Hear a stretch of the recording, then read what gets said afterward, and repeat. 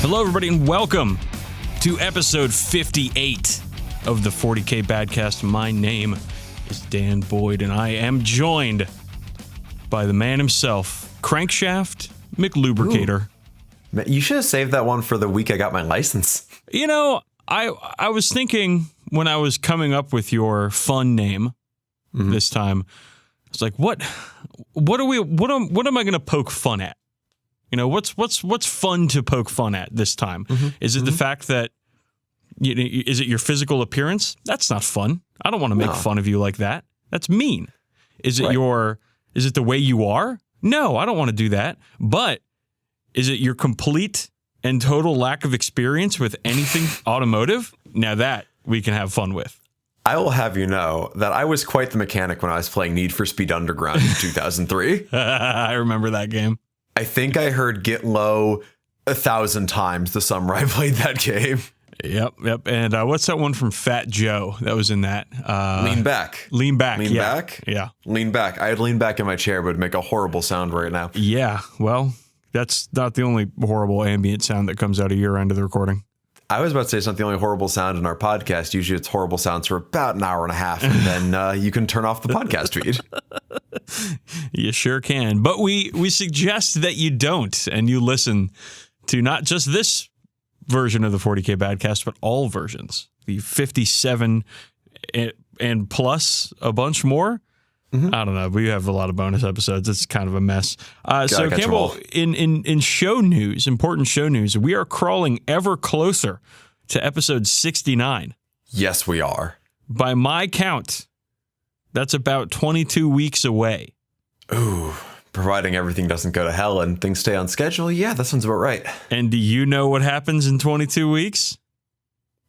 Oh shit! Is that Adepticon? I have no fucking clue. I was just thinking like, maybe I should have checked this out before we fucking recorded.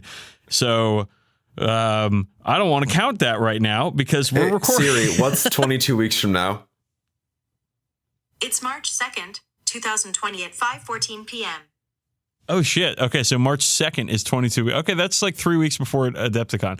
We might have to manufacture some bullshit in our lives. Yeah, let's manufacture some drama. That'll go over well. Manufacture a couple of delays so we can line up episode 69 with Adepticon. Wouldn't that be a fucking piece of kismet? Oh, that would be incredible, especially if episode 69 was recorded at Adepticon.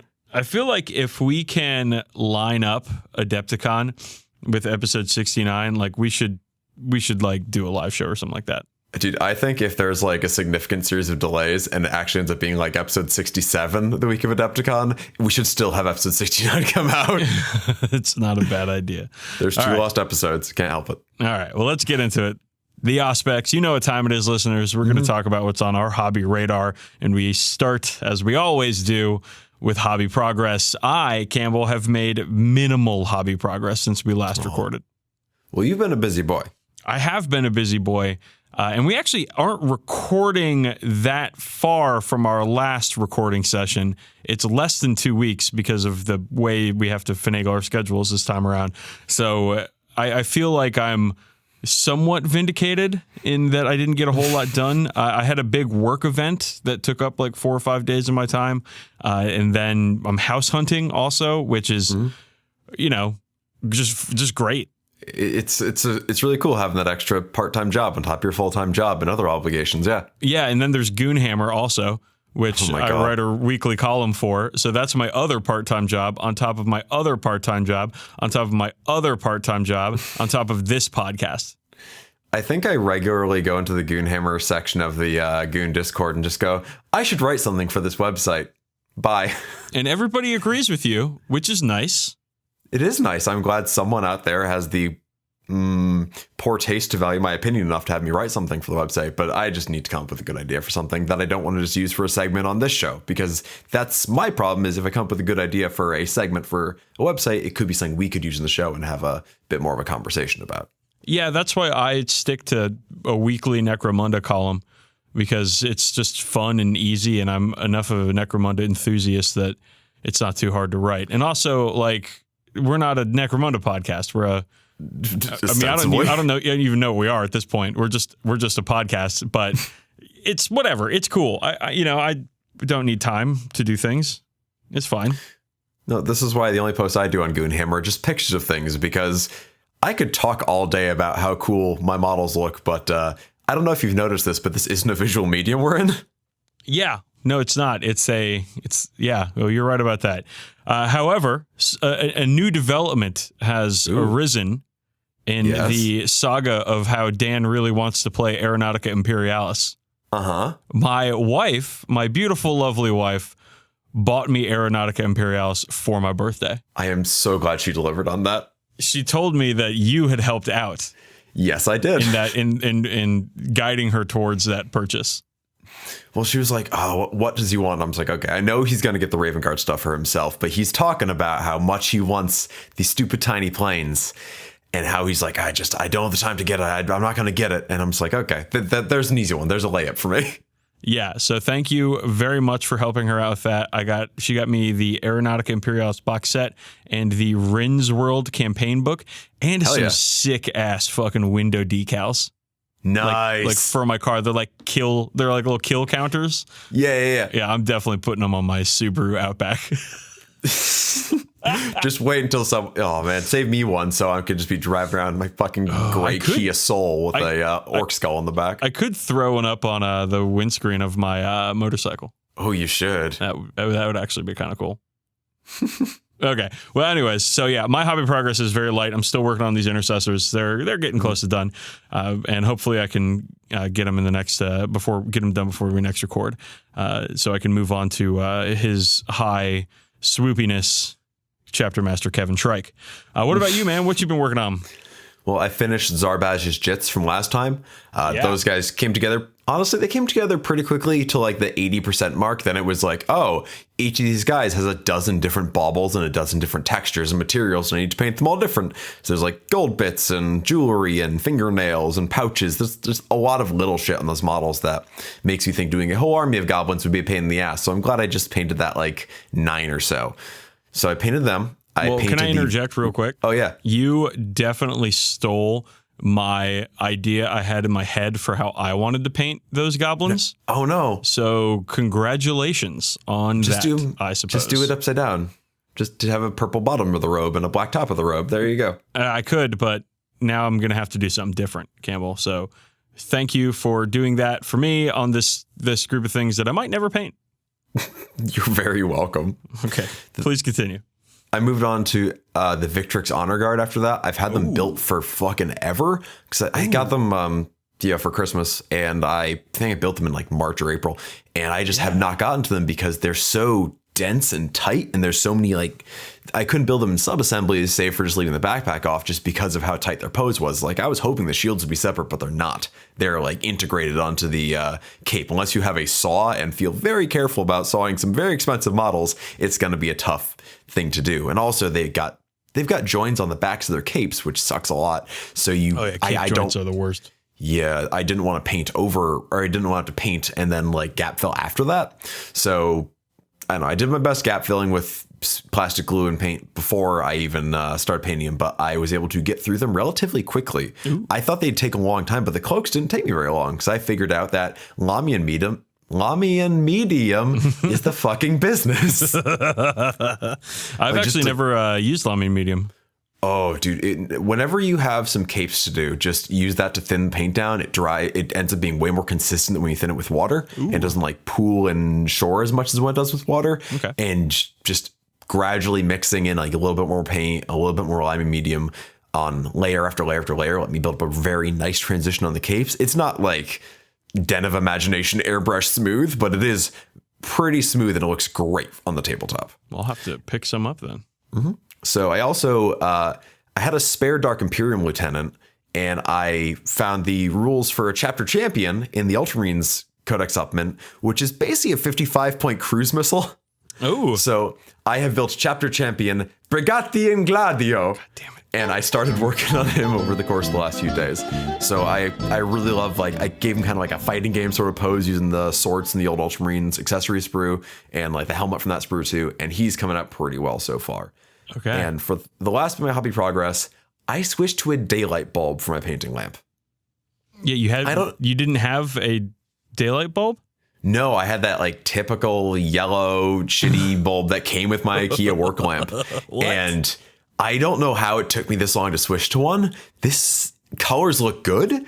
Things aren't yellow. I can actually take photos because previously the last... It might change the way your models look. Oh, it's in progress working on them. Hasn't changed too much. But man, while I've been taking the way I've been taking photos for the past few months is I put my models on my ottoman, which is in front of a window that usually gets a lot of sun. And I just lean out of the way and take a picture slightly to the side so I'm not covering it with my own shadow. Wow. And that means on a good day, I've got a good like 2 or 3 hour window where I can take pictures. Wow. So yeah, I'm glad to finally move into the realm of electricity. It's like I'm talking to like a medieval blacksmith. It's like, wagons move themselves in the future. I've got this tiny box and it has tiny people doing plays in it. Excellent work. So yeah, it's been fairly productive for the last couple days since we last recorded. Good. All right, have you played any games? I did just yesterday. Tell me more. Because that's what we do in this segment. That is the whole point of the Games Played segment. Thank you for informing not just the audience, but myself, who has clearly forgotten how this show works. Big fucking dramatic pause there. Oh, wow. As I search my brain for what does Games Played mean? So we've only done this fucking 57 times before. Minimum. The save for the episodes we've had to re-record because we fucked something up. Oh god, I think that's only happened like once or twice though. Once or twice. So this game was again against Spencer Connell, who I played against a couple. I think actually last episode I talked about a game against him, and you played against Nova. Yeah. And he brought out his Iron Hands. And we decided to do a 2,500 plus point game. Whoa. Because, he was like, how big do you want to go? He's like, he usually plays games of 2,000 points or more. Like, he plays big games most of the time. Yeah. And I usually play around the 1,500 to 1,850 range. So this was just, I'm like, oh man, I got 2,500 points on the table. And he's like, I'm a little bit over. And I'm like, I've got every model except for one lieutenant. He's like, yeah, fuck it, throw it in. So it was like a 2,560 point game, which meant I have a lot of characters. Yeah. So not only do I have Marnius Calgar, but I also have Vulpes Vulci and Vulpi Primo and 2 other lieutenants who are yet to be named, and the Banner Bearer and the Librarian and the Chaplain, like all these characters who just end up running around in a ball with a bunch of infantry screening in front of them. And that was pretty much it. Like I had a dual battalion with a spearhead. He had triple battalion. So he had triple 18. Battalion. He had 18 command points, and I had 16. Ooh. The thing is, when you're playing a game this big, like you just lose track of shit. So we were just blowing command points left and right on every stupid thing, like orbital bombardments and character relics and like kind of situational things like the Ultramarine Storm of Fire one that happens for 2 command points. And my list was pretty much everything I've talked about ever having before, which is like the Dark Imperium set twice, plus like 1 unit of each Primaris thing in Marnius Calgar. His list had 3 character dreadnoughts, 1 being a Redemptor. I don't remember what the character thing does for them. I think it gives them like +1 attack, +1 leadership. Not Iron Warriors, Dingus. No, Iron Hands. Iron Hands. Nobody knows the difference. Well, you just said character dreadnought, and I was like, hold up. Iron Warriors don't even have dreadnoughts. They have Hellbrutes. He must mean Iron Hands. That's what happened in my brain. Listen. Scrub it back. Make sure I said Iron Hands. I don't know if I did. I won't. You said cool. Iron Warriors. Oh, well, they are warriors. They are of iron. They're handy. I mean, fuck. Oh I hate myself. All right, so he had 3 character dreadnoughts. 2 of us. Rhino Primaris. Characters just doing buffs left and right. A ton of 5-man tactical squads. And the heart of this list, the fucking black iron heart of this list, was Iron Daddy and 3 Whirlwind Scorpiuses. Oh. Ugh. I don't know what you know about Scorpiuses. I know that they lost the Whirlwind keyword in their data sheets as of today, as of recording. So they can't get suppressing fire anymore? Yeah. That's good because they were firing twice each because they didn't move instead of 4 times each because of suppressing fire. Yeah. He only used suppressing fire in his Thunderfire cannon, which is in there too. Okay. And Scorpiuses are anti-Primaris machines. Yeah. It's like AP, I think 2 or 3 when it's Iron Hands. I feel like he might have tailored his list for you. I feel like he just wanted to play with his cool toys that he was going to use for Horus Heresy, and he decided to roll them out here because all his squads were 5-man tacticals, which is bolters and maybe a power sword sergeant or something like that. But like turn 1, these things are firing like 43 each, I think. Strength 6, AP 2 or 3, damage 2 shots, which just make Primaris Marines disappear. Yeah. And the thing is, all my guys are bundled around my banner, which means like half the time they die, probably more than half, given how my dice were, they're shooting back and killing Marines left and right. So this first turn is just him shelling my infantry and me shooting back and blowing up a bunch of his dreadnoughts and I think wiping out most of his infantry. And it is just a mutually assured destruction situation. And I'm in a game this size with a new codex, new rules, I was actually losing track of things like the tactical doctrine, everything counts as stationary, what gets bolter drill. I was like, do my plasma gun rapid fire twice? No, that's just bolters. Okay. Then there's like what stratagems are in effect, what I could use, what relics and warrior traits are doing. Like there's so many things overlapping that it just became a lot, which I think means 2,500 points is not a points level I would play much more of unless I was really familiar with the codex. Yeah, but it's a big game. It was a very big game, but it was a very bloody game and stuff was dying constantly. Like by turn 4, I was down to pretty much just a ball of characters rolling around the map. And then my Inceptors who like drop in, assassinate his Terminator Librarian who was like buffing one of his Scorpiuses. Then they just bounce around, tying up every character in Dreadnought for 2 turns, causing so much havoc. And they're bouncing into cover, so they're getting a 2-up armor save with T5 and 3 wounds each. They are not going down too much. And they were so effective because when they drop down turn 2, which means either tactical doctrines, they're like AP2, 18 AP2 assault bolter shots, which is crazy good. Yeah. And I think I want plasma ones now because one of the biggest problems I always have is like they drop down and if they don't have a bunch of infantry for me to scythe to pieces, I can't like shoot vehicles with them. They're not going to do enough damage to them. So I think I really do want some plasma ones. I have plasma ones. Yeah. And I rarely use them because they're really expensive. It's 177 points for 3. Yeah, instead of like 123 points for 3 of the other ones or something like that. And the thing that always kills me is I just cannot like take them over regular Hellblasters. But I have used them in the past and they cause a lot of trouble whenever they show up, especially if you can drop them near a captain so they can get his reroll bubble, his reroll ones. So they are, much more likely to not kill themselves because when you're firing 2 D3 overcharged plasma shots each, there's gonna be some ones. Yeah, they're really nasty. But yeah, it's you have to be a little more judicious with their use than you do the bolter Inceptors who you just fling them around and they just have fun. Yeah. Well, I do have a plan for how I'll convert them because I have the 3 left over. I have 3 more from Dark Imperium. I have a plan how I'll convert them to plasma guys. I think it'll look really cool when it's done. So we'll see where that goes. Well, I'm looking forward to seeing them. I hope to be able to build them soon. Let's see after all the other bullshit I've got going on this month. But at the end of about turn 5, he still had 2 Scorpii, Whirlwinds, Scorpius, or Scorpii. I don't know what the plural is for these things. And like the Thunderfire cannon with some characters around. And I had like Calgar, the Bannerman, and 3 Eliminators, and that was it. Like if we went to turn 6, which we rolled, we would have. The store was closing. I would have been tabled, but because I was able to accomplish a lot of objectives when I still had the means to early in the game, I ended up squeaking ahead at 13-9. Oh, okay. And yeah, it was. I'm just gonna come straight up. Like Iron Hands are tough to face, and all that long range fire coming at me while I have to get in close feels very much like Omaha Beach. Yeah, and Iron Hands are real good. Yeah, no, I can confirm that they are real good. And this isn't even like a list with 3 executioners or whatever. This is just a like tough list. Like it's a tough list. But while I was playing, it's a tough list. It's a tough list. What are we doing? Points pay for the whole list, but you only need the edge. Oh wow. Yup. So while we were playing, I did get to meet some new folks, and I actually met an existing listener, who's James, who was at like Nova and Adepticon and just been kind of like orbiting around at all the events we go to. So I think he'll be at Adepticon in March or April. I forget when Adepticon is next year, but it's in March. Yeah, but it was a pleasure meeting him, and we'll hopefully get a game soon with his Dark Angels. Cool. Yep. No games for you? No, I played games. Oh, yeah. Shoot, go. I'm about to Tell get me about into them. them. If Yeah, that's tell okay me with all you. about them. I think I'll allow it just this once, just right. this 58th time, just this once. Thank you. Well, I didn't play any 40k, but I Okay. played 2 games that are 40k adjacent, specifically Apocalypse and Necromunda. Now, Campbell, I think this is the first time on our podcast we've had somebody play Apocalypse. Yes, this is true. Like the new Apocalypse, not just big 40k Apocalypse. Let me tell you something about that Apocalypse, baby. It's good.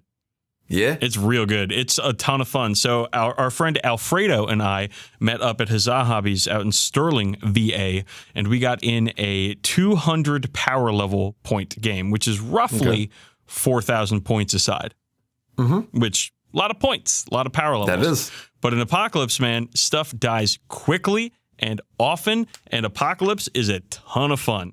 Alternating activations by detachment. It's a beautiful system. I love it.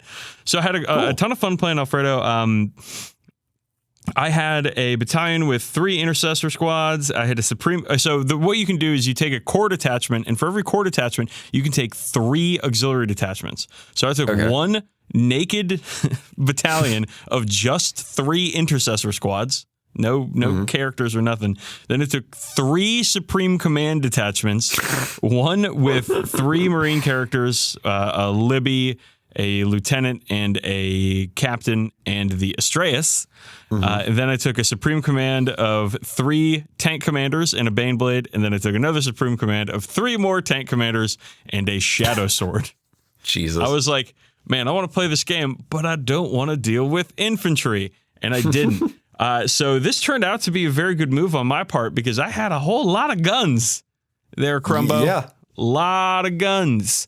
So the Astraeus, oh man, the Astraeus, he was like, I'm going to kill that fucking thing. And he couldn't do it in one turn.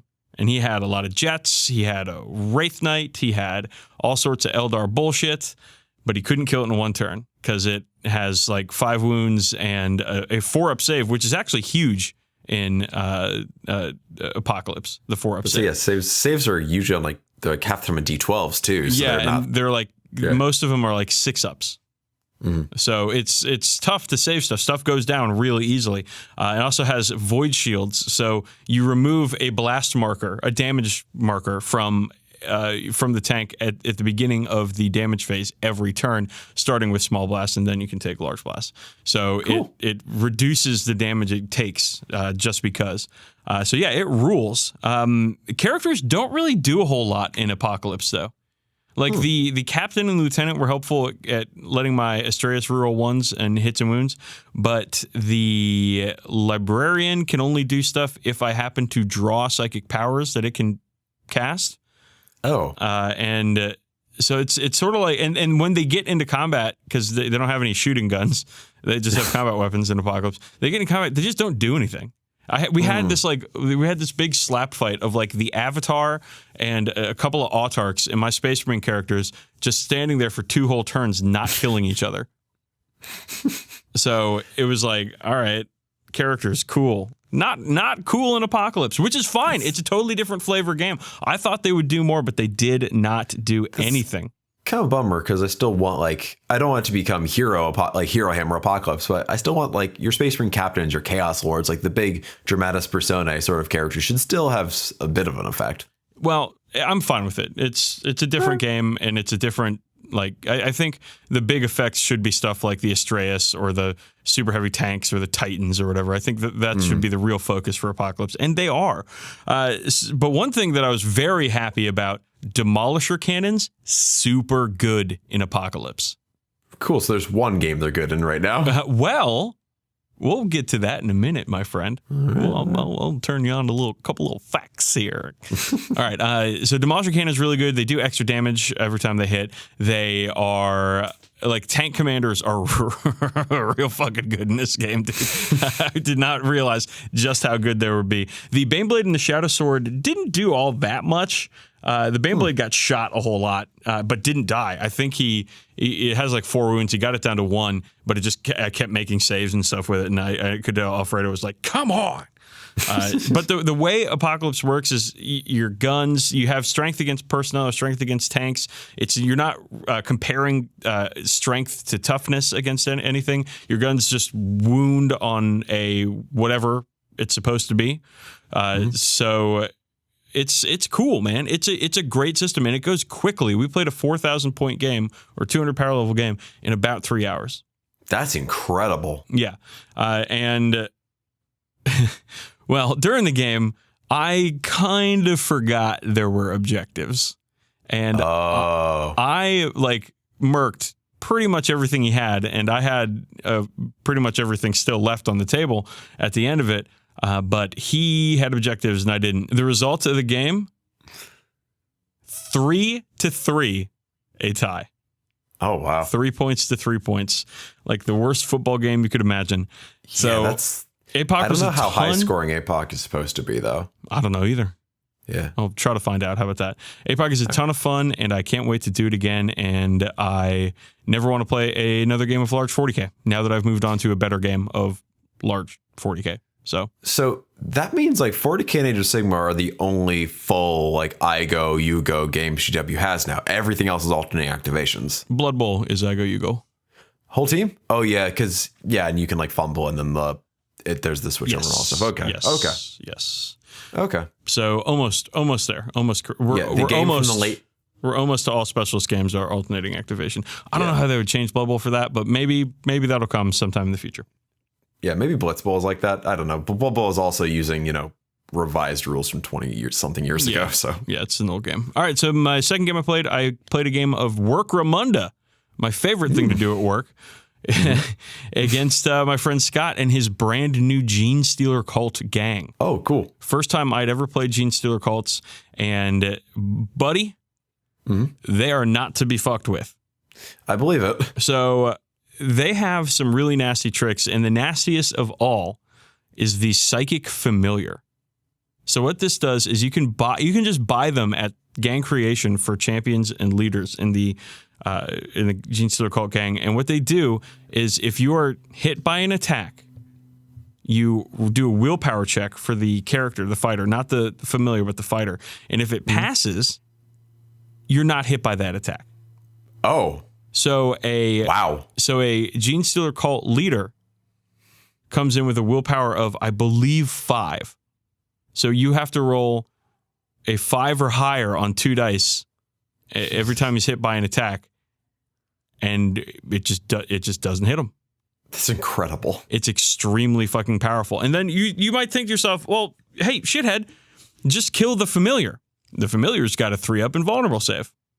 But the invulnerable saves as a whole are not common in Necromunda whatsoever, and they usually come with big caveats. Yep. Like ones that teleport you elsewhere and could kill you by teleporting you into a wall or off an edge or whatever. Or cause all your friends to be blind. Or yeah. And these things cost like 25 credits too. Oh my god. Yeah.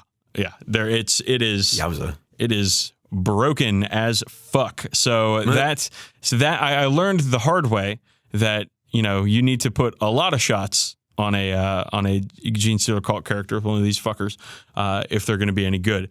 I'm sorry, if you're actually going to try to kill it. And then they have aberrants too, and aberrants are like Goliaths, but almost twice as good. Yeah, that makes sense based on how they are in 40k. Yeah, they come with Unstoppable. Oh, I'm gonna say it again. And they're not champion characters; they're ganger level characters. They come with Unstoppable. And they are strength 5. They have a whole bunch of attacks. Like, they're real fucking nasty. And I managed to kill. Oh, well, I did manage to kill one with a Juve in combat. How? I got very lucky is how. But the other one just like definitely wrecked my entire flank by himself. I also had a lot of running out of ammo in this game, which, fun. So always good. I did get wrecked. I think I bottled out at the end of turn 5. I took a few of his acolytes and one of his aberrants out, so it wasn't like a complete drubbing, but it was still like, ooh, these guys are a tough gang. So I look forward to trying my hand against that gang again in the future, and maybe I'll do better. Hope so. But then again, maybe I won't. Okay, let us move on to new stuff. There's a bit. So let's and we're just going to go through sort of chronologically because that's how I was doing it. But Jane Czar, we talked about her last show, how she was coming out, and she's out. And dude, I am a huge fan of this model. I'd say it's not as earth-shaking as, say, the move from Space Marine to Primaris Marine or whatever, but it's a fantastic reimagining of the original. Yeah. The pose is so nice and dynamic. The detail is all there. It looks like the old one. It looks like how you remember the old one, you know? Yeah, I think it's an excellent evolution of the character, where the original is sort of almost dancing through combat with her spear and triskel, and this one is sort of like leaping and is supported actually by her hair on the model. Yeah, that's a little. I know some people who have like posted photoshops of her on a flight stand or something like that instead to try to support her a little better. I see that and I do get a little worried. It's the same feeling I have with, say, most of the Night Haunt range. Yeah, like I still it's a little fiddly. Yeah, it might be a little fiddly or a little fragile, but the sculpt itself is gorgeous. Yeah, I did hear that some people were complaining about it, and you know, people are going to complain about whatever. But I think it's a really, really cool model. They have once again knocked it out of the park, I feel. I guarantee Jess Goodman is involved with it. He doesn't really do anything wrong. He can't in my book. Love that guy. Yeah, I'm yet to really see anything wrong. All right, so the Primaris Intercessor action figure. I think he rules. Who's making this? Is it Bandai? It's Bandai. Okay. Yeah, the same folks who make Gundam models. Yeah. That's I mean, whatever. This is definitely not my jam, but it looks pretty cool. It is an 8-inch tall, super articulate Space Marine. I will have one for my desk or my shelf or what have you. I'm really looking forward to, honestly, people using him as like big statues for terrain or painting him for, say, like Golden Demon or Crystal Brush or whatever sort of painting competitions are out there. That's a big fucking canvas, man. So one of those like real good painters could have a lot of fun with that. I bet like that dude who did the actual gold leaf paint on his custom sculpted giant Ultramarine like 10 years ago. I bet he'd go nuts on one of these. I'm looking forward to see it. Maybe at Adepticon, there'll be a whole bunch of them that we can check out and look at pretty closely.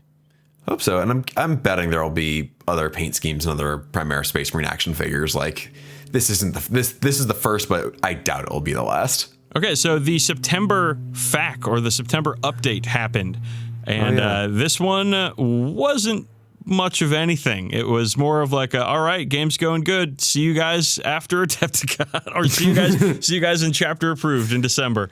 So I know that some people are a little salty about this. Of course they are. I haven't seen any big reserves of salt. But if an FAQ boiled down to the question frequently asked is, could the game be any better? Answer, no. Yeah. See you in 6 months.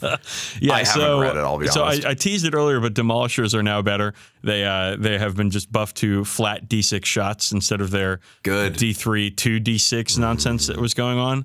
I think that's good. The issue is that these Iron Hands, bud. Yeah, so they're the Campbell and I are not competitive players. We don't really give a shit about the tournament meta and everything, but there is it seems like the Iron Hands might be so good that having an extremely good list with them is just going to be really easy and kind of unfun to play against. And I do not think that the Games Workshop rules designers realized that when they were making them. It's an army that doesn't need to move it doesn't need to move, and it can just shoot you with everything being +1 AP from turn 1 onwards, and they're an army built to incentivize that sort of thing. So it doesn't really incentivize a mobile force. It just incentivizes taking through your Pulsar Executioners and making everything go away. Yeah, it sort of reminds me of like a Tau list, a Tau Castle list. Yeah. I get that. Which is not fun. It's just not fun to play against. It's very one-dimensional. Yeah. It's like, we harp on this all. Again, listeners, Tau players are not bad. Let's not hate Tau for being Tau. Let's not hate Tau players. But the issue that we have with games like this is they're always just pretty much the same game.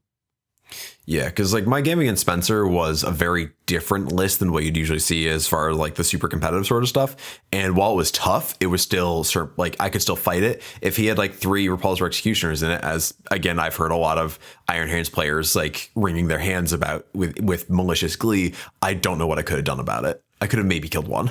Yeah, so Scott Horace Heresy, our friend who is very competitive and plays in a lot of tournaments, he is switching to Iron Hands.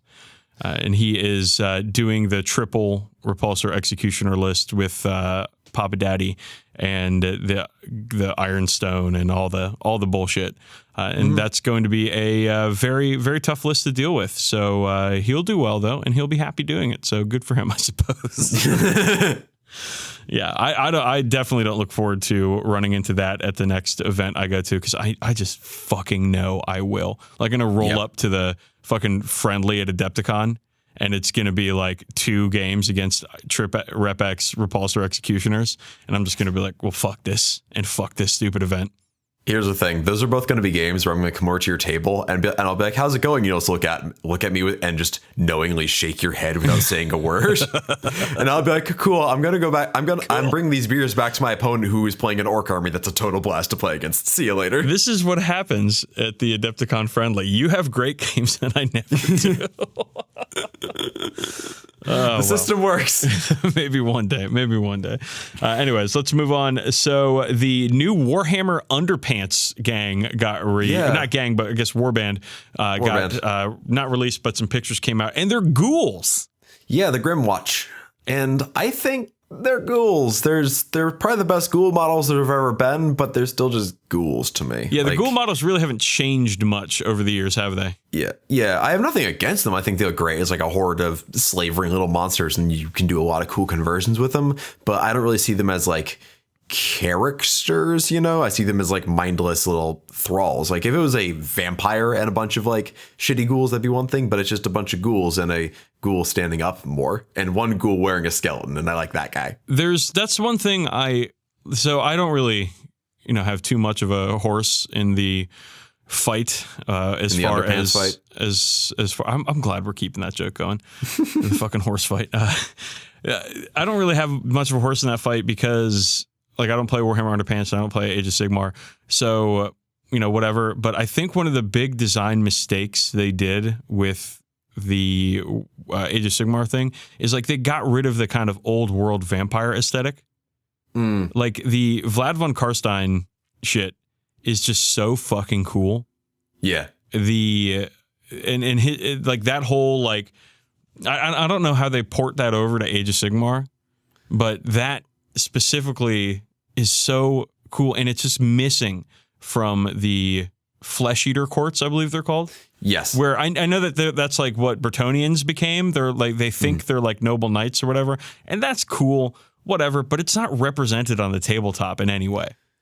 You know, I don't know how it's represented in the rules. I think there might be some things in there that represent it better, but I think even the models don't necessarily represent that ideal that well. Yeah, well, the models are cool for ghouls.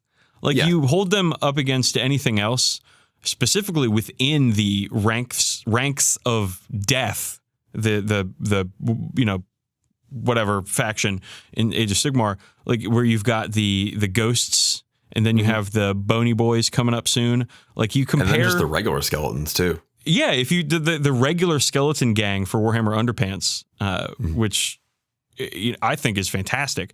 I think it's best gang of the first set. Yeah, like this gang, I don't. They just don't. It just falls flat for me. Yep. Yeah, I agree with that. Yeah, that's right, listeners. Sometimes we do criticize Games Workshop. And not just their models, but their direction too. And again, I don't have a horse in the fight, you know. So I'm not an expert on this whatsoever. In my opinion, is probably unwarranted.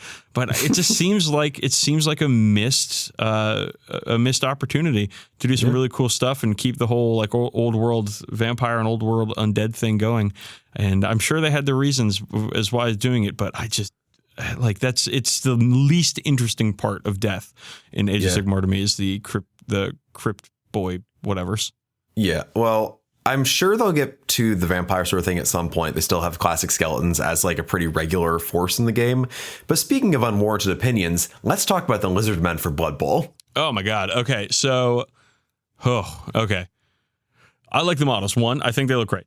It's a full plastic Blood Bowl Lizardman team. They look fantastic. Pretty much all the Blood Bowl models look amazing. I mean, like the Halfling team is I think the high watermark, honestly, because I agree. Everything is so incredibly detailed on those things. But Lizardmen are right up with them with just about everything else. But Lizardmen are so annoying because they're really good. Like they're one of the strongest teams, if not the outright strongest team. And really? They like when you've got somebody who knows what they're doing, who's a good Blood Bowl player, and they've got a Lizardman team, and you're just like, oh God, I'm in for it, aren't I? Because the Skinks, they're fast as hell. The Saurus are tough as hell. They have the Croxagor. I think I'm saying that right. Yeah, that's the tough guy. Yeah. They're big guy, and he's just about the best big guy in the game, which is to say he has the least amount of debuffs that come with them. So they're just annoying to play against. Now it's not like dwarves who are one-dimensional to play against, because a Lizardman, they're not going to throw the ball for shit because skinks, but they're going to run fast is their thing. But the game will flow in many directions, unlike dwarves where it's just going to plot up the field little by little. Yeah. But Lizardmen are just like, when you're not playing with Lizardmen and you're playing against Lizardmen, you're like, God damn it. They move that fucking fast? Really? Or like, they all have AV? Really? Yeah.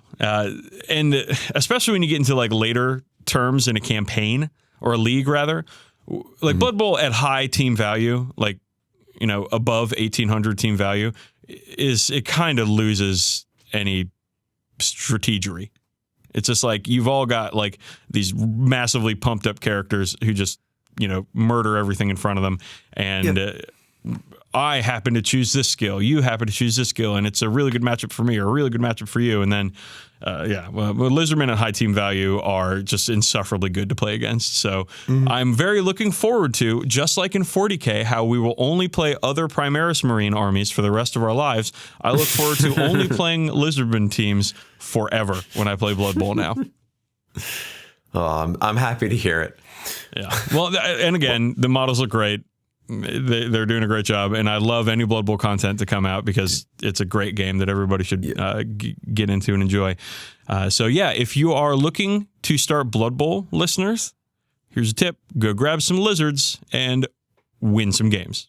Moving on. For another game I don't play, but one that I think I have interest in, is for Warcry. They tease some new stuff, namely the Spire Tyrants, who are from the Varen Spire, and they're just big barbarian leather daddies, and I am here for it. They're just like the vanilla chaos dudes. Yeah, they're like the old Chaos Marauders, but like a good sculpt from what we've seen so far, which I have a gut feeling that this guy we've seen and the next model are big hints at what revamped Warriors of Chaos will look like, which I'm interested in. And the big dude who I know he's called the Fomoroid Crusher, but I can only call him the Hemorrhoid Crusher. And he is an extremely cool, like giant ogre type model, and I love him. He's a hybrid between a troll and an ogre. It looks like his top half is a troll and his bottom half is an ogre. Yeah, he's a Treogre. A Treogre. A Treogre. Or is he an ogle? An ogle. Oh. Ogles and Trogers is the worst Dungeons & Dragons knockoff I've ever played. I was going to say, I'm going to Trogers after this to get some groceries. I'm going to Trogers after this to get some Ogles. Oh, wow. Yeah, that's actually a really cool model. It sounds like it can throw rocks around too, which is fun. Yeah, it can throw scenery around. That's the thing about Warcry, man. They got great fucking models over there. Mm-hmm. I'm not extra down with I'd love to play the game in a demo or whatever, but I'm not going to start playing it because I'm more interested in starting tiny planes than I am in starting tiny barbarians until they become like an actual Warriors of Chaos army for Age of Sigmar that I will be happy to collect. Well, we have huge news that broke today. Yes. of a returning character that we haven't seen in a long, long time. That's really going to take, I think, everything by storm here. And oh, absolutely. We're going to see him on every tabletop. And I am going to just blithely ignore the juxtaposition of this character and what he's doing for Games Workshop in the promo video, but they're bringing back the Red Gobbo, everybody's favorite grot communist. And what's he doing? Of course, shilling for Christmas lists for Games Workshop. Yeah, he's not exactly redistributing wealth. This is a little bit of cognitive dissonance on their part, but hey, you know what? It's fine. It's fine. He's not really a communist. He's just the Red Gobbo. He might just be a Gobbo whomst is wearing red, and the other one is a communist Gobbo whomst is wearing red. Well, I love the Red Gobbo lore from Gorka Morka, where the Grots were upset about their station in life, and so they fled to the desert and to build their own society. And of course, the orcs are like, "No, you can't do that." Yeah, no, not at all. So they became the Grot Revolutionaries, that's so fun. Yeah. That's a good fun. And they used to have these they used to have these like skiffs. They didn't have engines. They were wind powered. Yeah. And so you had to, like, in Gorka Morka, you had to actually like deal with like where the wind is coming from, and your boat car has to like tack against the wind and stuff. And it was, if I remember correctly, and I'm sure I'm not, absurdly complicated. Yeah, because it's a second edition 40k based game. Dude, there were actually people playing Gorka Morka at Hobby Bunker when I was playing my game with Spencer yesterday. How old were they? One dude didn't look much older than me, if he was at all, but there was another guy. Probably, I guess, I don't want to guess his age. If you listen to the show, I don't want to feel self-conscious. Okay, I have a better question. How many external cell phone pouches attached to belts did you see at this game of Gorka Morka? I didn't see any, but one dude was wearing an Immortan Joe like firebrand seal from Mad Max Fury Road, and there were 3 people playing because one was a game master, because I think you kind of need it when you don't know what you're doing. It looked like they were having a ton of fun though. That external cell phone carrier is some extremely strong dad energy. Oh, very much so. Very much so. The OtterBox that's out there on the outside of your braided belt, in which your button-up shirt is tucked into. Yeah. So I want to touch on Psychic Awakening for 1 second. They put out a video for it, kind of a bonkers video, and which the best part can only be described as a Janezar and Drazar heads kaleidoscope. It's very like Enter the Void sort of shit. Yeah, I'm extremely here for that. That was excellent. I thought. Yeah, someone's having fun there in the animation department. The Battle Sister Bulletin is fucking rolling on, man. They had penitent engines today that they showed us, and I know what I was talking about. I was talking with Scott Horse Heresy. He's reading or listening to this audiobook about it, this medieval executioner, and he was like telling me how cool it is. And like how wild and fucked up everything was. And man, like this penitent engine, it's just got me thinking about all the terrible things we've done to each other over the years. Oh, absolutely. It's a body horror thing for sure. It is. Ooh, and they had some like really gnarly art for the penitent engines too, that like made it like honestly or like legitimately horrific.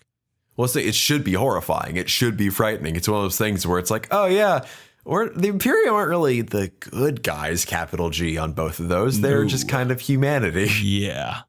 So, but the model is gorgeous. Like it's dark. It's grimdark as hell. Like it's what it should be. And I think I made a note on Lagoon Discord earlier that he has like a padlock dangling just over his crotch, which realistically would flop back and forth and bash him in the nuts every time the thing walked anywhere.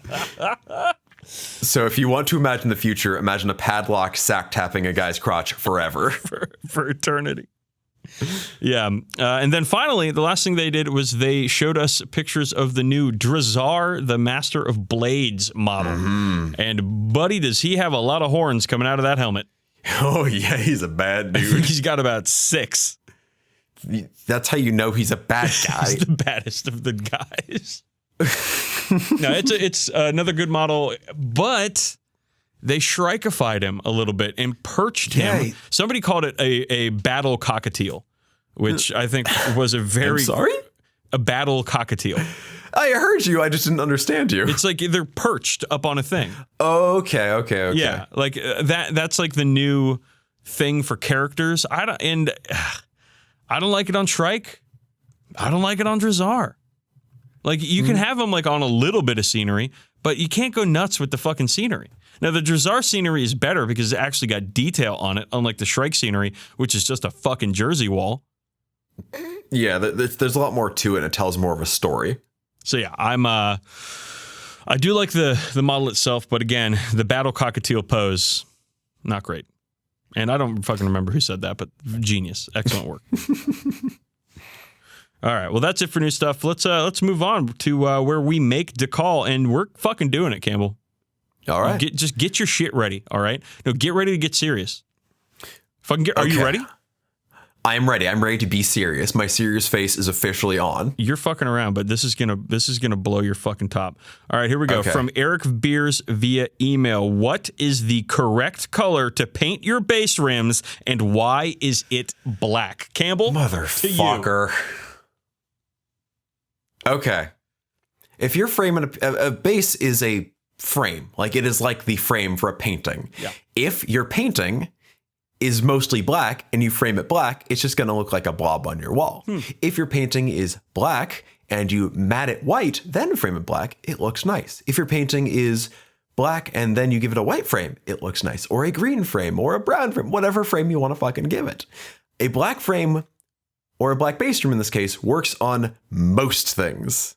And it can work wonderfully on most things because it is a dark and I guess black. I don't know if black's saturated or not, but it is a dark color that is easily ignorable. But if you go for a color like a dark brown, like say Rhinox hide, or a medium brown, like say Steel Legion drab, depending on your scheme, it can look even better. There's no correct base rim color, but those three are the ones I would probably go with. There are incorrect base rim colors. Anyone who does squad markings on the base rim where they paint like this squad is green base, this squad is red base. I think that looks bad, although I do understand its utility in a game. But black base rims are not the be all end all. Goblin green base rims are also not the be all end all, but I love them. All right, here's a counterpoint for you. Yeah, I bet it's going to be very nuanced and very lengthy and well-researched. You can paint your base rims whatever color you want, Campbell, as long as they're black. There it is. There it is. There's the non-joke I already knew the punchline to. You weren't fucking ready for this one at all. Oh, Jesus. I fucking hate this one. It's such a stupid question. Listen, gang, rubber comes in other colors than black, but everybody puts black tires on the cars because it looks good. I'd tell that to the white wall tires on the 50s Cadillac that drives around my street sometimes. Yeah, but it's mostly black, homeboy. It's pretty, though. I do black bases on something. I did black bases on my goblins. I did black bases on my my Goliaths, my meaty boys. I do black bases. But I know you just do black bases, but I do Rhinox hide bases on almost everything else I have. I even do black rims on my Necromunda guys. Yeah, that's what because it looks good. It looks right. I think what matters more than the color of your base is that you cleaned it up with a color, because when colors are brushed over on a base, I think that looks real bad. Okay. So remember, gang, paint your colors, whatever you want. It's cool. As long as it's black. Oh my God, fuck. No, paint your bases, whatever color you like, so long as it's caution stripes going all the way around. That's the real winning move. Oof, I won't argue that. Make sure they're straight. Just, straighten that shit up. Make sure they're even. Yeah. But yeah. Okay, well, we've made yet another call. Excellent. Excellent segment. Moving on. We came to an agreement at the end there. All right, just like Campbell's mood after that we make the call segment. God. We're going to talk about post-event depression. So recently we had Nova Open within the last month, and it was a ton of fun. But afterwards, we had a lot of hobbyists, a lot of friends telling us that they were experiencing post-event depression. And I was too for a little bit. I have had practice because I've gone to a lot of these things, and I've also had practice because I got married, and the post-event depression for my wedding was fucking real. That was like that. It was the Monday after we got married. We got married on Saturday. It was a Monday that both my wife and I were just like, ugh, this sucks. So it wasn't, the post-Nova depression wasn't as acute as it was for the wedding, but like I was feeling it, man. Like you get all keyed up for these big events and you're going to see all your friends and you're going to play games and you're going to do all this shit. And it happens and it's fun, but then you just got to go back to normal life. Yeah, the party is over and you have to clean it up. Yeah, it's rough, man. So how do we overcome post-event depression? So there's a few sides to this I want to look at. One being the hobby side, one being the physical side, and then at the end a little note about the FOMO side, like for still being like bummed almost for other people because you couldn't go to this event. Yeah. Or knowing it's over. So let's start with the hobby side here, because this is probably the most obvious sort of avenue for your post-event depression. Right. And the most obvious place you're going to feel it. So like I think of when I came back from Nova last year and not even a week later, Rob was in town and we had a game and we were so hammed out just from like the post-con hangover essentially that it was not as fun as it could have been. Like it was a hilarious game. It was the one where he literally couldn't hit the broadside of a barn where his raptor shot the melta-gun at the floor and missed 3 turns in a row. But we were so we're doing this because we're not going to get the chance to again for a while, but we don't super want to be here right now because like it's the same thing. Like after a big party, you're fucking tired and you don't necessarily want to go back to that full thing, or you don't necessarily have the physical ability to go back to that full experience. But there's a lot of other ways you can stay engaged with the hobby without necessarily doing things you don't want to do just because you want to keep that momentum going. Yeah, like one of the things that I think is going to be the most helpful for getting over the post-event depression is like making sure your contacts at the event, your friends, like making sure you're keeping those relationships up and you're continuing to talk to people and continuing to stay engaged with your hobby community instead of like crawling back into your home and not coming out until the next event. Because like you can relive the memories, you can make plans, you can talk, you can share your feelings, all this stuff. And I think that level of engagement is really going to help you conquer these negative thoughts. Yeah, you can maintain those friendships also and just let them grow and flourish, which is wonderful. Because like that's how you make lifelong friends instead of just someone you see at a convention once in a while. Mm-hmm. But one of the problems I always see from people are where they're kind of chasing the dragon a little too hard, if you will. Like the moment they're back from Nova, they're planning for the Renegade Open or AdeptCon or whatever. Yeah. And that is a great way to burn yourself out. Like going to multiple conventions a year rules. Like we do it and it's a lot of fun. But if it's like your only focus all the time, you are going to burn yourself out.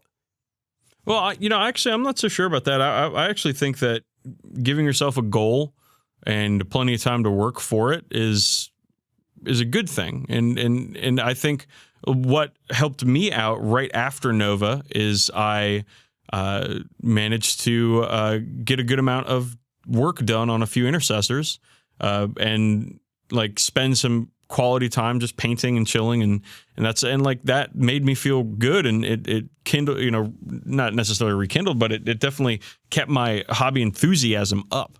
You know what I mean? Yeah, I get that. Like when I get back from conventions, that's usually like I have this rush of hobby energy I want to expel, but I don't necessarily want to be doing the same thing I was doing before the convention, because I'll be like, you're cramming to get a project done or an army done or a display board or whatever before an event. And afterwards, the last thing you want to do is paint more fucking blue power armor or whatever. So that's when I start doing like Necrominda warbands or Necrominda weirdos or Shadespire guys or whatever, just because breaking that formula up a little bit lets you kind of reset. Maybe it's different because like the whole Space Marine Codex is coming out and the Raven Guard supplement and all this stuff, but I was like feeling a ton of energy towards painting more Raven Guard. I get that. No, I get that. That is that's a special thing and not something you can count on after you come back from every event. Yeah, I think if you do, you are. If you do, you are likely independently wealthy. But I think coming back, you should always try to keep some engagement with the hobby and that community, whether that is just a little bit painting or checking in with the folks you got to hang out with or whatever. But I think that's really when you should take a bit of a break if you can and engage some of your other interests.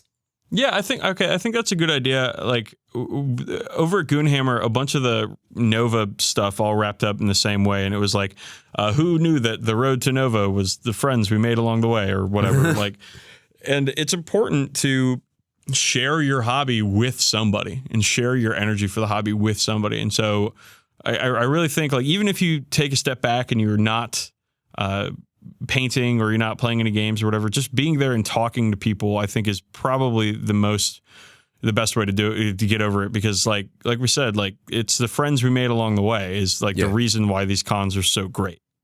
Oh, totally. I mean, that's why we do this show, is because we made that connection at a con. That is 100%. I have a suggestion though. Yeah. I think a way to get over, for some people at least, to get over the post-event depression is to plan the next event. Like, and I know you're saying that, like, maybe that's not for everybody, but for me, like, looking forward to Adepticon is like, I'm like, yes, I am 100% down. This is going to rule. I know what I'm going to plan to build and paint for Adepticon, and I don't have to start until the new year. And like, I am feeling really good and really excited about that. No, that's of course I'm stoked for Adepticon. Like, I'm thrilled that I already have the flights and hotels and all that shit worked out. But I'm not thinking about it too hard just yet. I figure sometime in the new year, that's when I kind of have the wherewithal to really think about it and get excited for it. Right now, I'm just happy it's happening in the future. Fortunately, the Adepticon events are smaller. Yeah, they're not quite as intensive as the narrative is sometimes. Yeah, I'm definitely looking forward to it though, man. And I think like having the plan of like, oh, I can paint Marines for the rest of the year, but then at the beginning of the year, like, I've got to start my new Blood Bowl project. Yeah, which won't be too bad because there'll only be 12 models total. But like, I've got to, like, that's what I got to do for Adepticon, because I know I'm doing a new Blood Bowl team for Adepticon, and I don't know what else is going to happen because they haven't released the events, but they will in November, I believe, is when they're scheduled to do that. So when it comes to the like physical side of this whole thing, like, I find that, like, when I come home and I have like a stack of 30 pounds of swag just with no plans for it, and it's just kind of sitting around, I don't know where to put it, I always find that really demoralizing. So I think, like, if you come back with anything, whether stuff you bought, swag you have, or just your own stuff you just brought back, like if you didn't even buy anything, I think it's pretty imperative to make plans for what to do with those things very quickly after getting back. Like, whether that's like selling it or storing it or using it or sharing it with a friend or whatever. Because I think just having a plan for your own space and coming home to a space that is contained chaos as opposed to just sprawling is going to be very healthy for you coming back and feeling better about everything. I think you're right on the money there. Like, organizing your physical space is pretty much the same thing as organizing your thoughts and your mind. Yeah, absolutely. Because they occupy the same space, essentially. It's the same reason why you want to, like, make sure your house is kind of tidy before going on a vacation. Because when you come home and your house is a total mess, it's just like, it's exhausting. And you'll be thinking about having to clean the house when you're on the way home or whatever. So, like, just making sure, at least on the hobby side of things, you're pretty well organized before and pretty soon after a convention is a big way to make that physical space feel more comfortable and it'll make it easier to get back into the hobby groove, as it were. But the tolls of conventions aren't just on our minds and on our models and our wallets. They are on our bodies as well. Oh, yeah. Because your body after convention could use a return to normalcy. Because I don't know. Well, I do know about you, but I don't know about every listener. But when you're at a convention, it's like con food and junk food and beer for a week. Yeah. And that can add up, like, not just in like the caloric way, but in just like you don't feel so psychic great. Way. Yeah. Yeah. You don't feel super great when you've been eating garbage for a week and you're sustained purely on caffeine and alcohol. Yeah. So, like, whenever I come back from a con, I'm just like, Anne, this week we're eating vegetables. That's just what we're eating this week. All right. I guarantee the only reason a single bowel moves at Nova is because of the amount of caffeine people are ingesting. That's like, really gross. You can cut that out if you want to, but I think I'm correct. But like after a con, like I'm just like, all right, I'm just gonna hit the gym more regularly than I usually do. Man, you got to do it. Just eat right, just get some exercise if that's your thing, and I barely touch booze. Like vegetables and water, baby. Yep, hydrate or dihydrate. And at the end of that, just get some fucking sleep. Because, again, I know about you, I don't know about every listener, but I sleep like shit at conventions because it's like 4 hours, 5 hours of sleep a night. The reason I drink coffee, period, is because of Nova 2 years ago. I did not drink coffee before that. Holy shit, really? Yeah, it was like, I was like, another morning at 5 hours of sleep, hungover, black coffee. If it's black coffee, it's bitter and gross. I'm not going to get a habit for it if it's bitter and gross. Then I got a habit for it, and now I love it. Yeah, well. So yeah, get some sleep. I guess. Get some sleep, eat right, and get some exercise if you can whenever you come home from a convention. And the last bit I want to touch on, unless you have anything else you want to add to that bit of it. No, go for it. Is the fear of missing out side. The one Adepticon I couldn't go to, I tried to make up for it by watching like every stream and checking in constantly in all the social media and so on. And it just sucked. It made me feel so much worse that I couldn't make it because I can like hear people having fun and see people having fun and everything else. Like this time when I missed Nova, like I had bigger concerns than this convention. So it wasn't super on my mind. Like, of course I was bummed I couldn't go, but like with Adepticon where I'm like, I know I could have gone if I just scrimpted and saved a little more at the time. That really sucked. So like on that whole side of things, just be very careful how much you're taking out of the internet stream events going on if you can't make it, and don't beat yourself up because there will always be another event. Like, yeah, maybe Nova or Adepticon won't be going on forever. Like, I hope they will, but they might not be going on forever. But there's going to be another event, whether it's another tournament, another store event, another big con like this. They happen and they keep happening and they will keep happening. So just don't beat yourself up if you can't make it to one. Yeah, it sounded like. It sounds exhausting trying to keep up with social media and like the streams and everything. It's not worth it. No. Like watching them, same way you should consume any social media is preferably not at all. But ideally, like you're just taking a bit in here and there as it brings you enjoyment and turning it off when it doesn't. Wellness, folks. Wellness, folks. That's what this event is. This is a wellness check for all of you who just went to a convention. Yeah. Take care of your bodies. Take care of your minds. We love you. You should love you too. Oh. All right, let's move on. So we're going to talk about supplements in our theme of wellness next. I don't know about you, Campbell, but I'm a big fan of vitamin B. Ooh, yeah, I'm a really big fish oil guy, actually. Fish oil is good for you, though it makes you have bad burps, or at least makes me have bad burps. Most things make me have bad burps, as you have had to edit out multiple times. It's true. Oh, wait a second. Oh, no, Campbell, my notes got mixed up. Oh, what's going on? We're not supposed to talk about supplements from like GNC. We're supposed to talk about Codex supplements. Shit, all my notes are about Brain Force Plus. Oh, no. Fuck. Now I've got to improvise this entire segment that I totally don't have notes for. We're talking about specifically the Ultramarines and the Raven Guard Codex. And we're just going to highlight some of the stuff that we're excited about because, like I had mentioned just in the last segment, I'm like really excited for Marines right now. I'm really excited that I've got like my own thing going on. And I know that you listeners out there are also really excited about it, judging by the amount of Marine posting that has been going on social media in the past couple of weeks. Yeah, if you're a Raven Guard or Ultramarines player, enjoy the next segment. If you're not, I'm sorry. Hope you enjoy it anyway. But I think it's just more of us speaking to how like fun rules have us excited. Yeah, and it's I mean, there's also the other side of the coin, which is like shit like Iron Hands that like is actively like, ugh, I hope I never have to deal with that in a game. But I know I'm going to do it at least twice, probably 3 times at Adepticon because that's just how it works. On Thursday, yes. Yeah. So we're going to talk about our supplements and what units benefit the most, stratagems, psychic powers, and just talk about what we're excited to do in the next little bit of gaming here. Yeah. So let's start with units. Campbell, what units are you super excited to use? Dude, the Ultramarine Codex has buffed somewhat. Oh, aggressors are so fucking good. Yeah. Like they were already good. Yeah. Why are they better now? Well, on the tactical doctrine, they count as stationary, which means they can shoot twice. And the problem is... Even if they move. Yeah, even if they move. As long as they don't run or charge, they can shoot twice. Yeah. Now, the issue is, their first turn, you're not going to get to do charge, that. Because charging happens after shooting. You're right. I think that's in the wording. I think it means basically they can't shoot pistols twice or something stupid. But here's the thing. That means they can't do that in the first turn, which means you either need to hide them run them. Or if you're feeling buck wild, there's a stratagem for 1 command point that lets them count as tactical doctrine for a turn. So they can just stand still or move and shoot twice as if they stood still with plus 1 AP, which is stupid good. Which means similarly, intercessors with bolt rifles fucking rule because they'll be rapid firing every shot from turn 2 onwards. Like the assault guns, the assault bolters, whatever, might be good. They probably still are pretty good, but rapid fire bolters are nuts because they're going to be AP2 from turn 2 onwards. Yeah. And honestly, that doctrine means that you're counting as stationary, which means even suppressors are pretty good and they can actually stay on the move. Ooh.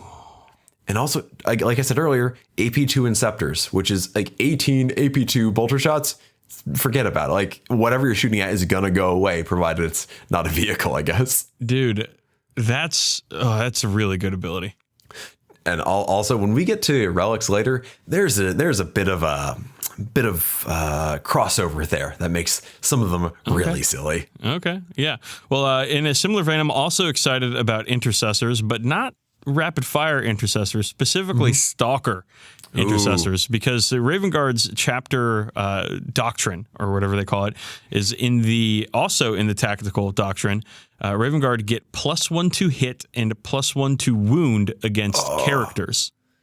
And they have access to that Space Marine stratagem that lets stalkers target a character, right? They certainly do. Yeah, because Spencer used that yesterday to kill Vulpus Vulci before I could even use him. Yeah, so I'm really excited. Any sniping that's going to be happening for Raven Guard, I'm very excited about. So that includes Sniper Scouts. Actually, it doesn't include Sniper Scouts because I'm not going to fucking build any of those. No one's gonna. But it's really Eliminators, which is what I'm excited about. I went and bought another second box of Eliminators because they're with the Raven Guard rules they went from good to ridiculous 72 points for 3, Campbell. And they are just icing characters. Mm-hmm. Like, it's good. It's really good. There are some weird interactions here, like knights. You know that however everybody's got that pumped up knight character that they bring around? Yeah. Like that counts. That's a character. Mm-hmm. Tank commanders, characters. Yep. The Dreadnoughts. +1 to hit and wound. That I was facing yesterday. Characters. Yep. So careful against those Raven Guard if you love characters. Mm-hmm. Yeah, really excited for that. Stratagems. Okay. Stratagems for Raven Guard. There's some good ones. There's some bleh ones, whatever. And then there's like the general Space Marine stratagems, whatever. It's cool. I got one I want to highlight, though. Really like it. It's called a deadly prize. And basically it means an infantry unit can lay a trap on an objective. So when the enemy comes within 3 inches of that objective, they roll. I think you roll a dice on a 2-up. They take D3 mortal wounds, and on a 6, I think they take 3 mortal wounds.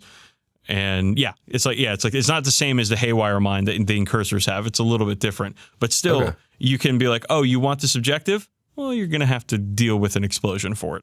That rules. That's like a fun, characterful one. That's just, I think, somewhat useful. I think it might be a little bit dubiously useful, but it's really fun. Yeah, I don't really see myself using it too much in games because especially with when intercessors are concerned, if they're on an objective, they're rarely getting off that objective. Yeah, but it's just such a fun, flavorful thing for Raven Guard people to trap something that they know is going to end up in enemy hands. Mm. No, that's pretty good. That's pretty good, and that's pretty fun. The thing is, I'd say there's probably about 3 or 4 stratagems the Ultramarines have that are really good, and one that there's one that Vengeance for Calth, which lets them reroll misses against word bearers, which is fucking hysterical. That's bad. That is purely there for fluff. That is never gonna get used ever. Bros have that too with Vengeance for Istvan, where it's all the traitor legions on Istvan they get to reroll attacks against. On the off chance that I bring my Iron Warriors to play against you, you're going to use that stratagem and be very underwhelmed.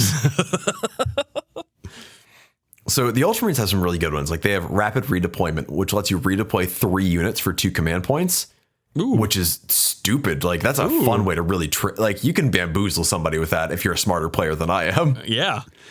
Now, another thing that lets you affect multiple units is Defensive Focus, where for 2 command points, you get to basically do for the greater good. I used this to a very strong effect fairly recently when I got charged by some Tyranids, and I'm like, oh, you charge those 5 Intercessors? Well, how about these 5 Hellblasters and this Repulsor? aiding in the Overwatch. Ooh. Goodbye, whatever is charging you. Like all right. So my problem with For the Greater Good is that's all the time, forever, Yeah. and this is once a turn at most, and it has a cost, which I think if For the Greater Good was changed to be more like this, like it could even be cheaper, like one command point or whatever, because it's a Tau thing. I wouldn't mind it so much. Like I think it having a cost makes it a really cool choice to actually have to make. And then I already mentioned the squad doctrines, which basically I'm only ever going to use to give like Reavers occasionally +1 melee or +1 AP in melee, or occasionally give the aggressor the chance to shoot twice. But there's Honored Sergeant, which I think every Codex supplement has, where you basically get to give a sergeant a relic or piece of special issue war gear, which means you can give an aggressor master crafted bolt gauntlets, which means they're damage to bolt gauntlets. That means they're damage to bolt gauntlets that fire twice every turn. Yep. So you can just erase entire squads of Primaris Marines or any Wounds 2 model you want, or really most things. So that is, I think British Pat brought that to my attention, and I'm very excited to play with that more. I tried it in the game we had, but Spencer only had Tactical Marines with 1 wound, so I didn't really get to doesn't really see matter the full gist of it. Yeah. That's real. It's real fucking mean.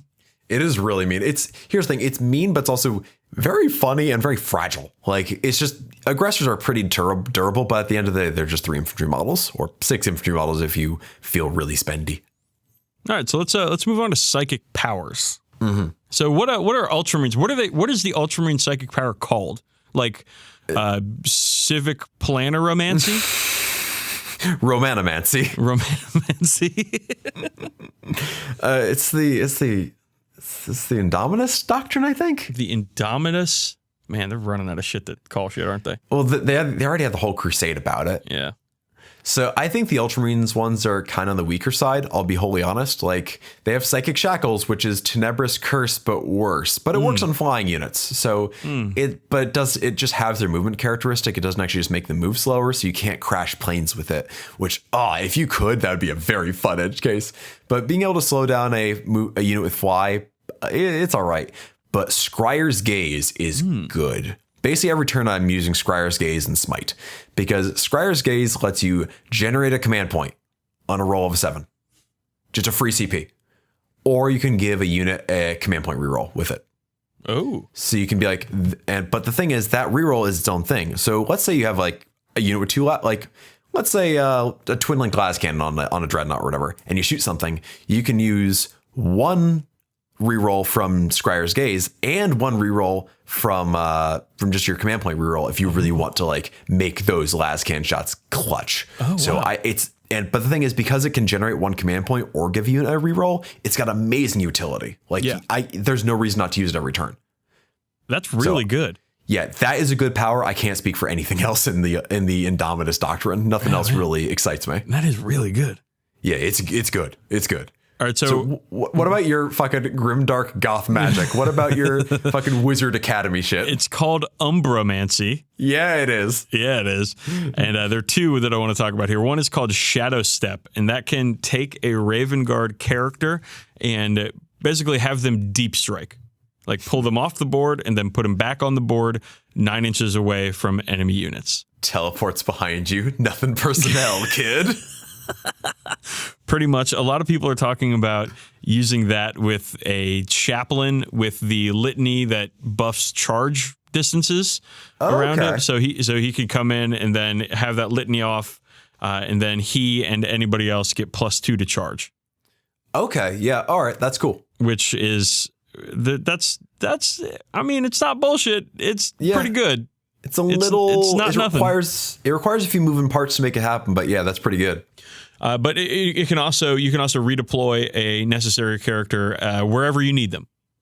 So a very powerful ability here. And then they have one called Enveloping Darkness, which I like a lot. It's kind of short range. It's only 18-inch range, but when it goes off, you pick an enemy unit within 18 inches of Psyker, and that unit cannot fire Overwatch and is -1 to hit. Ooh, that's really nice. That's good. Yeah. So it's a very useful power for obvious reasons, and I do like both of those powers quite a bit. And of course, there's a smite and all that crap. Of course. But I do want to talk about there's the Tome of Malkador, Yeah, that lets you get an extra power, right? So for you, Campbell, or for anybody out there who's like, man, I really want one of these powers from my special doctrine or my special psychic powers, or I just want one of the powers from the regular ones. You can take Tome of Malkador. So you have to pick your discipline, right? And you can only pick your 2 spells from that discipline. Tome of Malkador, you can pick a different discipline and you get one extra psychic power. So you take that relic and you can be like, well, I want these 2 powers, but I also like rely heavily on Mighty Heroes for a lot of my bullshit. Then you can take Tome of Malkador, put it on that librarian, and there you've got your Mighty Heroes. That's incredible. Like it's my only problem is I can't take Tome of Malkador on Tigurius. He can't take a relic? No, he's a named character. You can't give relics to named characters. That's right. Yeah, that's too bad. But you can take regular librarians. Yeah, you can. Tigurius fucking rules, though, doesn't he? Yeah. Why would I take regular librarians unless I wanted my camouflage boy, who I already have painted? Yeah. But let's get talking about our actual unique units, because I got a few. Raven Guard don't, unless you want the old Raven's claws there, right? Here's the thing. The way you couched this was the coolest thing about unique units. Yeah. And the coolest thing about the Raven Guard unique units is Strike's fucking haircut, and I will not be taking questions. I will not be challenging your assumption. I look forward to seeing the red streak you paint in his hair. It's Shrike. He's a chapter master with a jump pack and a fuck ton of attacks. He's great. I'm a huge fan. I can't wait to get him painted up. Still don't know what I'm going to do with his base, but I'm working on it. I'm working on it over here.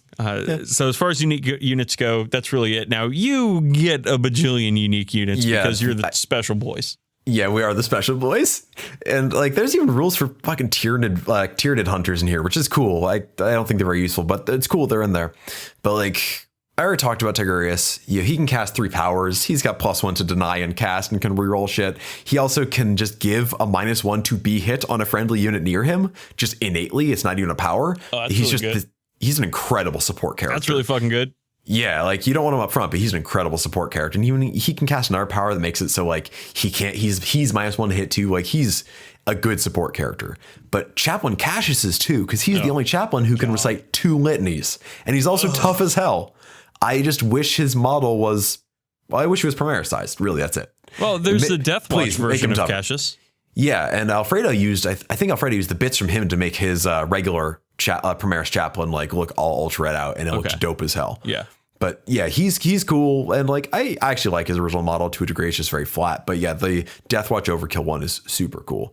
And you've already heard me ranting and raving about how great Calgar is. Like he's such a beat stick character. Yep. He gives you bonus command points. For 1 command point, you can boost his radius to 9 inches and give rerolls to everyone, which is incredible. I used that yesterday. It's super good. But I think the stealth thing here is what I talked about early in the episode, which is the 55-point cruise missile that is a chapter champion. Ooh. Because like people only think of him as the metal model from the old Calgar command squad, which they still sell him. And I've got that model, but I made that Primaris one because he's got like 4 or 5 wounds anyway, and he's pretty tough and pretty good to begin with. Like the Victrix Honor Guard, Jesus Christ, fake words. Actually, it's a real word. Victrix Honor Guard are really cool, and like you can see they come with Calgar, like they're going to be around and they can intercept wounds and all that stuff. But the chapter champion, like that little character assassin, I think he's like the stealth coolest thing the Ultramarines have going on. Yeah, I love it as the anti-character chapter represented on the show here. I'm a huge fan of it. Let's move on to relics. I got a couple that I really like out of here. All right. And they seem a little innocuous at first, but within the hands of the Raven Guard champions, they're going to be quite nice. One is the Ex Tenebris sniper rifle. All right. This one is an Assault 3, Strength 4, AP -2, Damage 2 weapon that replaces a mastercrafted bolt rifle, Oculus bolt rifle, or the other one that the Phobos lieutenant has from Shadow Spear, and it can pick out characters.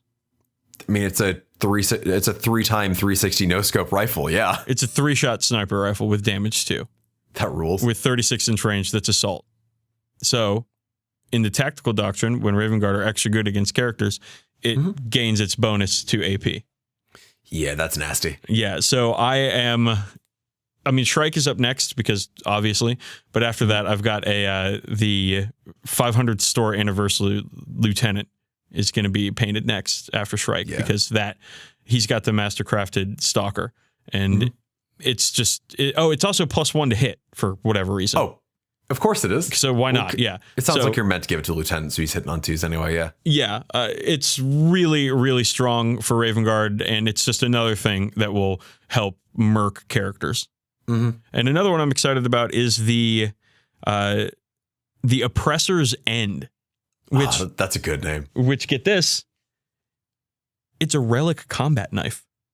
Fuck yeah. It's strength +1, AP -2, damage 1, but against characters, it goes up to damage 3.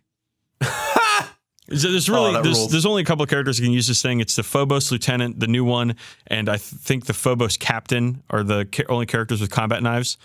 So it's somewhat limited in who can take it, but it's just like a fun thing to have. I mean, come on, it's no Ironstone, obviously, but it's a very like cool, fluffy thing. And it's called the fucking Oppressor's End. Yeah, no, between Shrike's fucking My Chemical Romance haircut and this giant knife obviously purchased from Excalibur, you've got the hell of a mall chapter going on. The mallest chapter possible. All right, what do you got in your relic closet?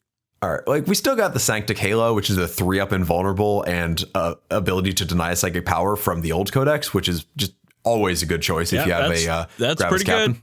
Yep, you got the Standard of Macragge and Violet in Violet, not in space the color Violet, unless I guess it's 6th Company, I think. I mean, you could paint it violet. You could, no reason not to. But that gives +1 attack and auto pass to morale, which that doesn't matter. But the +1 to attack is really good.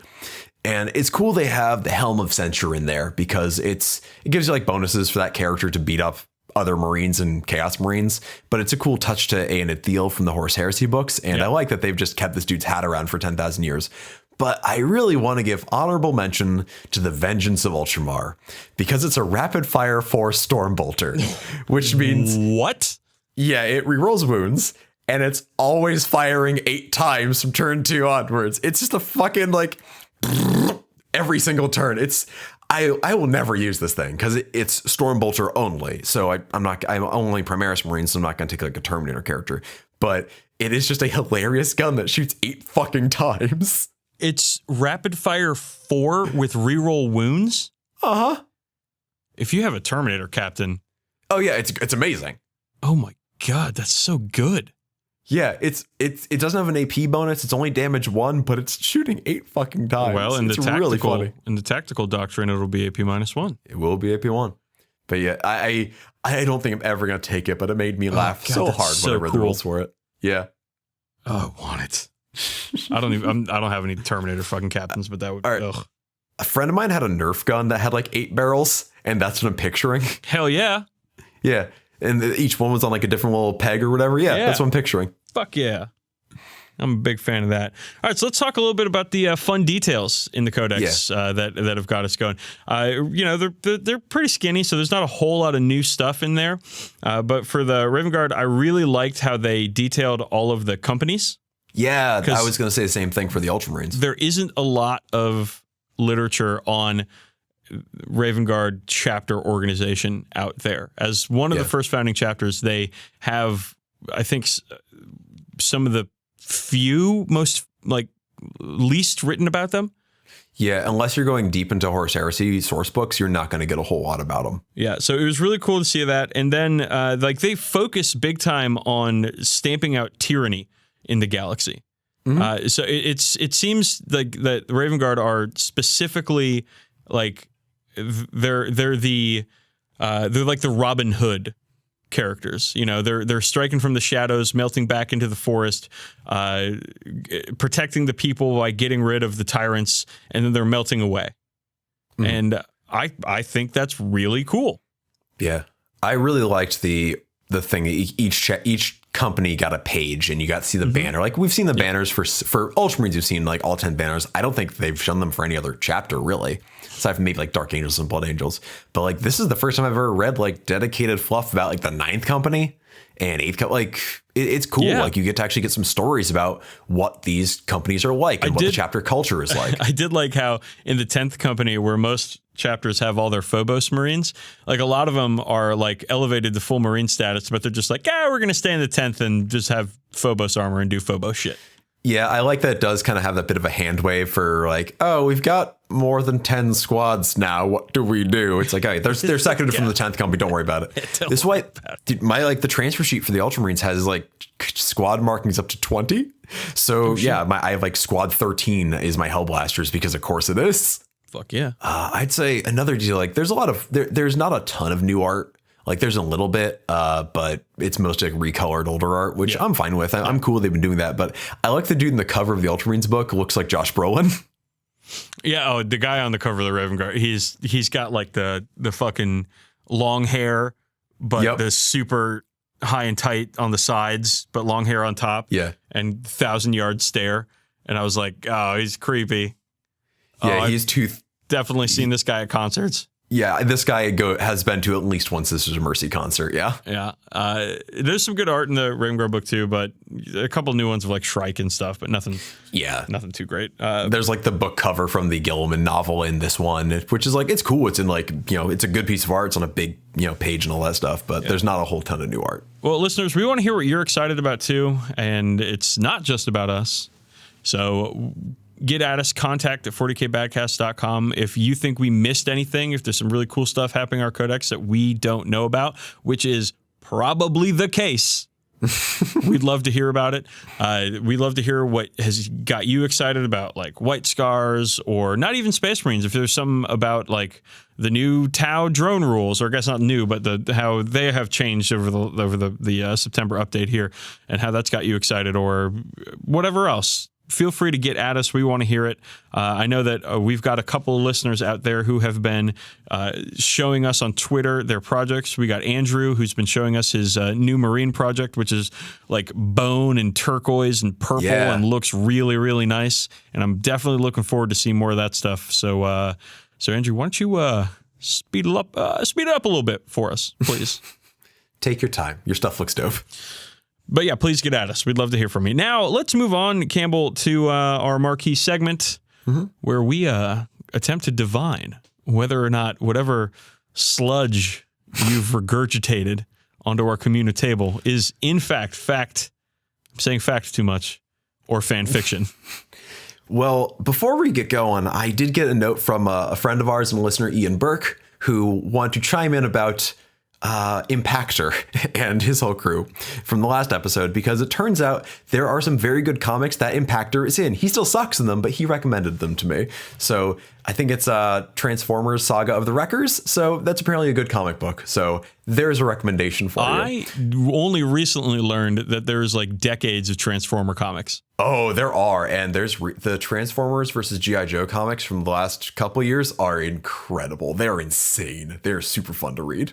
Okay, I'm going to have to take your word for it, because that seems like a lot of material for me to try to go through. It is. Comic books are hell. All right, give me that shit. Come on. Iron Father Tevras, we have entered the Mark System's planet of interest. Shall we commence orbital bombardment of these weak organic heathens? Negative, Archmagos Kritus. Shall we send in the Terminator Squad? Negative. I will go alone. This is what the machine spirits will. May my judgment be the will of the Emperor. Then may the Omnissiah guide your hands, Iron Father, and your judgment. Noted. Is my Valkyrie's machine spirit willing? Yes, Iron Father, the ritual are complete. For the glory of the Iron Hands, flesh will fall to the holy machine. The feelings of nostalgia returned to the old Iron Father as he gazed upon the small, dismal, yet completely unremarkable planet. The planet itself was no different than any other space, 300 years since that fateful day. That day he promised he would never forget or forgive, ... He was stronger now, stronger than even the one that killed his savior and love. He had found a power stronger than all the awaked beings of his past. He muttered in binary, without mirth. Yes, I remember now how cold her flesh was, how cold and frail her life was compared to mine. I cursed the world that let her die. I cursed my flesh for being too wrong, too weak, as I cursed the world for allowing such monsters. How can humans be strong when the world devours their flesh and gnaws at their fear? Yes, now I remember, the soft whisper in my mind, the golden radiance bathing me. Then I was on Medusa, where I was born again, where I cast, off my weak flesh and strove perfection in his name. to shed the universe of his weakness that causes more weakness. As Iron Father Raki Tevras contemplated without suspicion and regret as he approached the unnamed planet, unknowing of his chance of redemption, he carried forth without the knowledge of his trial to come. ...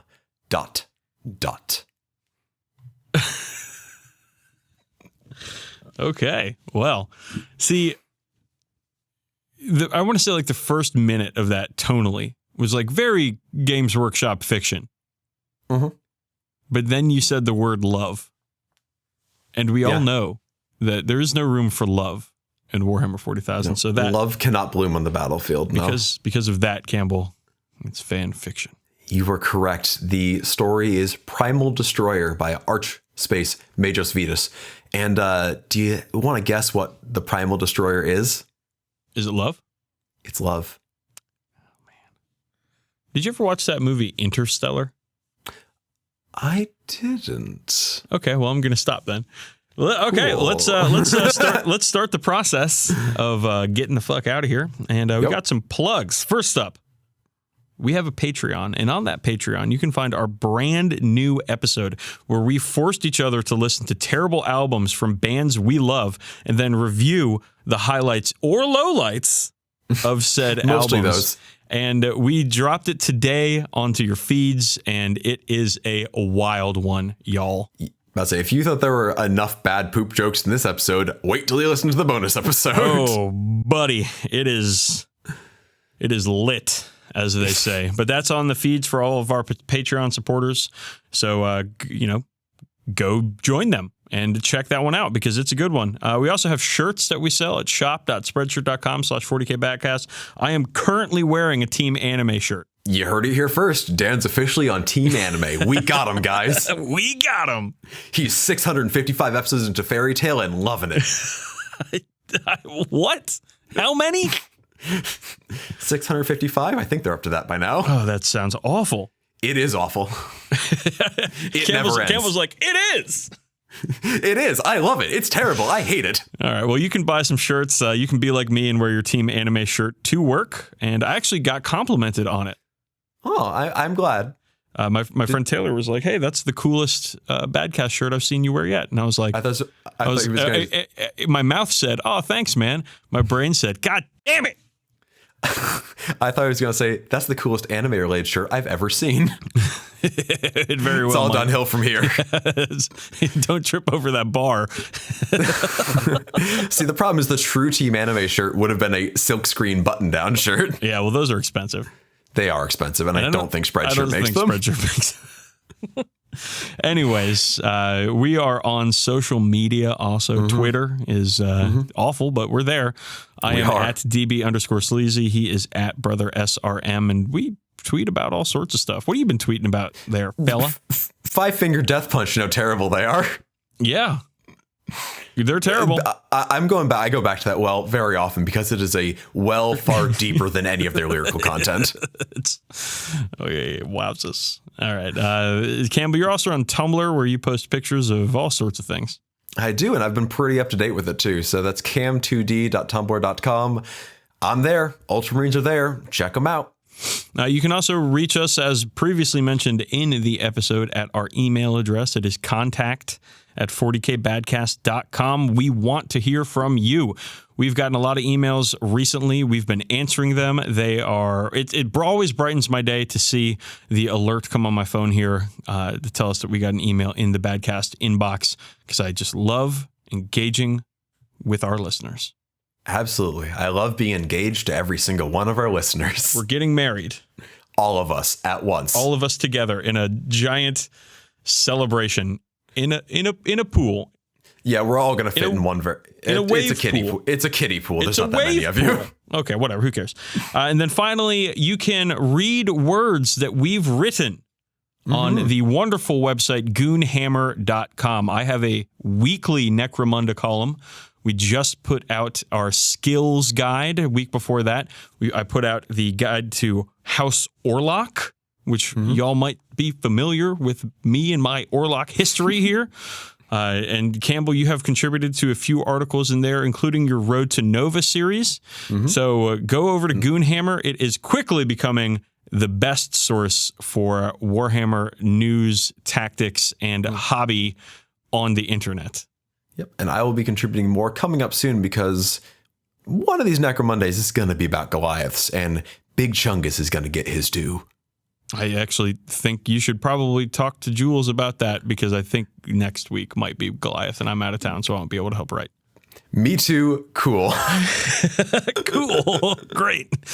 All right. That's it for us today. At the end of the show, I usually ask Campbell to give us a quote that we can think about in the weeks between our shows. So Campbell, give me something that I can really chew on here. To err is human. To err again is treachery. Oh, yeah. It's like a Starburst that's been in the freezer. Just stuck in your teeth. Just stuck. It's not going anywhere. Fuck, it's watermelon. Oh, no. All right, gang. We're the 40k Badcast. We're about at 40k. You can too. And we will see ya in the next cartoon.